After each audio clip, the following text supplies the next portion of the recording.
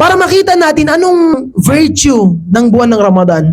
Na sinabi ng Propeta Muhammad sallallahu alaihi wasallam, "Man sama Ramadanan imanan wa ihtisaban, ghufira lahu ma taqaddama min dhanbi." Kung sino nag-aayuno sa buwan ng Ramadan, meron siyang iman, merong pananampalataya, wa ihtisaban, hinahangad niya yung gantimpala mula sa Allah subhanahu wa ta'ala. Anong makukuha niya?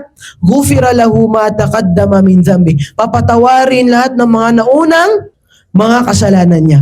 So parang nabura yung record mo. Pero ang Allah subhanahu wa ta'ala, binibigyan tayo ng pagkakataon para mabura yung mga kasalanan natin at clean yung record natin para wala tayong ginawa.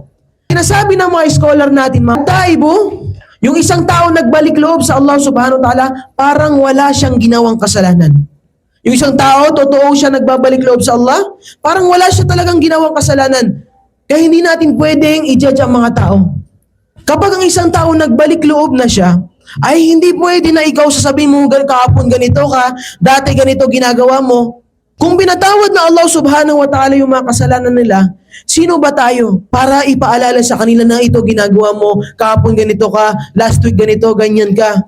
Kaya alam mo, ito yung pinaka-problema sa mga Muslim ngayon sa panahon natin. Meron silang nakikita mga tao, sabihin lang, ikaw, dati yung ano niya, ba't ka nandito sa masjid ngayon? Marami mga tao, takot silang magsala.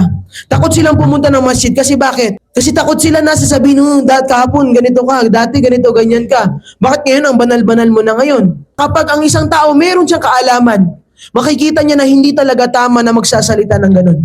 Hindi talaga tama na magtuturo ka ng mga tao, ikaw ganito, ikaw ganyan.